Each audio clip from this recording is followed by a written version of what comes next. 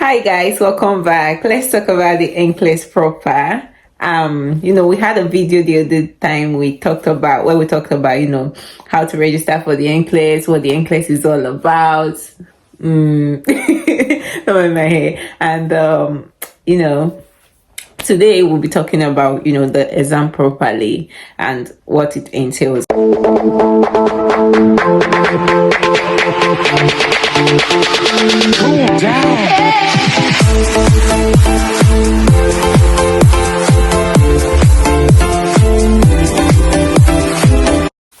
So the NCLEX examination, it tests your ability, like tests your critical thinking ability or skills and clinical decision making skills.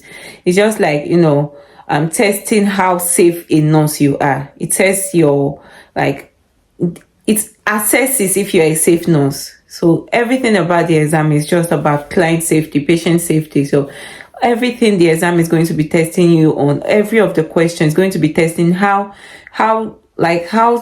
you prioritize safety as a nurse. You understand how you prioritize client safety, patient safety as a nurse.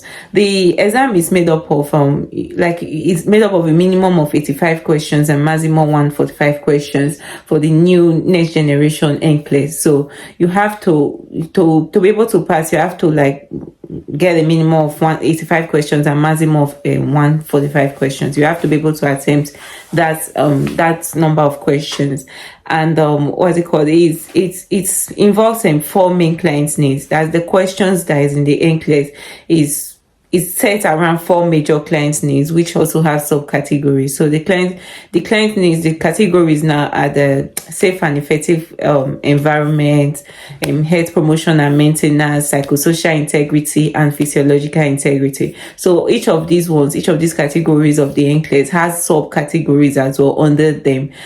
We'll not be dwelling much on that because it's going to be giving you so much information on your head which you don't really need. So if you're ready to start studying for the NCLEX, you know that okay, these are the client needs area. These are the areas the NCLEX is going to be testing you on, and you know that you have to attempt a minimum of 85 questions for the new generation NCLEX, which started April 2023. That's April 1st, 2023.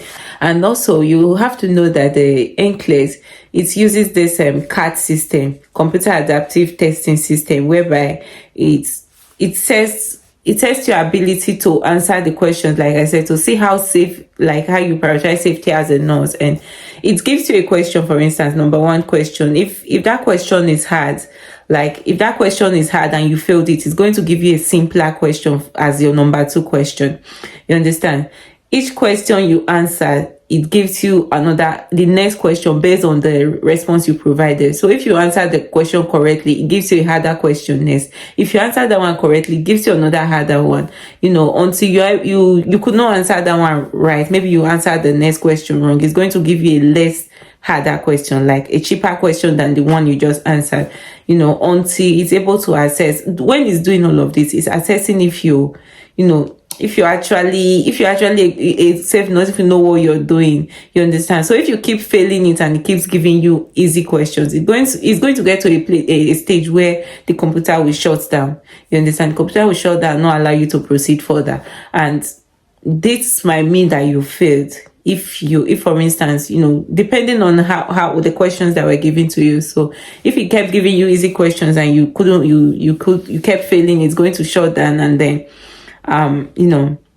it could mean you failed. Yeah, you failed the exam. So if on the other hand, it keeps giving you hard questions, and you keep passing, it keeps giving you harder questions and all of that, it's going to get to a stage as well. It's going to shut down on its own. You cannot tell when the computer shuts down. Sometimes it allows you to get up to the 145 question and before shutting down, that you've attempted everything. Or sometimes it shuts down at 85, sometimes at 90, sometimes at 100, depending on where it decides that, okay, I've assessed this particular person enough, and I'm happy that this person is a safe nurse, is able to, practice as a nurse, and it will score you good, and that means you've passed the exam. Or it will get to that stage where it will say, okay, I've assessed this person enough, and I don't think this person can practice as a nurse yet. Like this person does not, it's not a safe nurse and it's going to shut you down, that means you fail. So it's a computer adaptive testing system, CAT system, and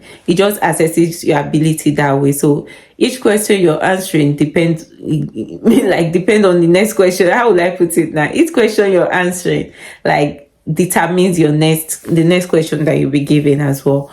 So that's that about that. And if you fail this exam, if for instance you fail the exam, like after 2 days, that's 48 to 72 hours, they are going to send you your results into your email and send you a candidate performance report along with it. That's CPR. This CPR is going to tell you the domain, like the client's needs area that you failed.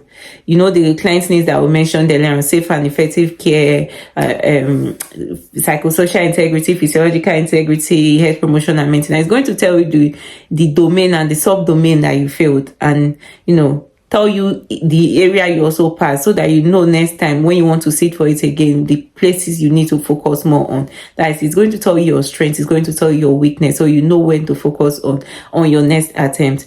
And then you can write this exam like up to 8 times in a year, like with a minimum of 45 days in between. And you can attempt it up to 8 times in 1 year with minimum of 45 days in between. So if you want to write the next attempt, it has to be like after 45 days. And each time you're writing the exam, each time you're registering for it again, you have to pay the full fee, you have to pay the full amount.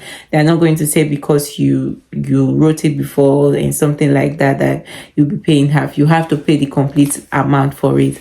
And the type of questions they ask, there are different question types, as the multiple choice, the multiple response, the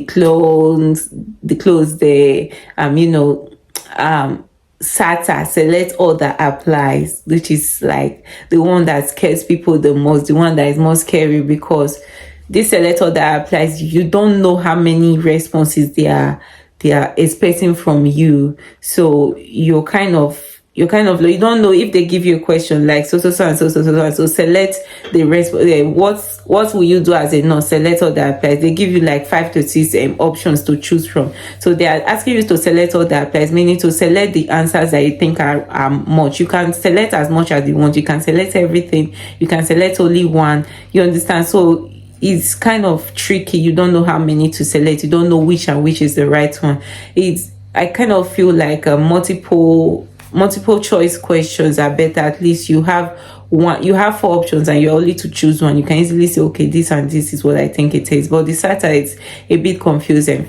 But the new generation NCLEX has made it in such a way, like done it in such a way that if you get 2 responses right in the selector that applies, that's the SATA. If you get 2 right, they are going to give you score for that too. And if you fail one, they will remove the score for that one. So it's like, should I call it negative marking now?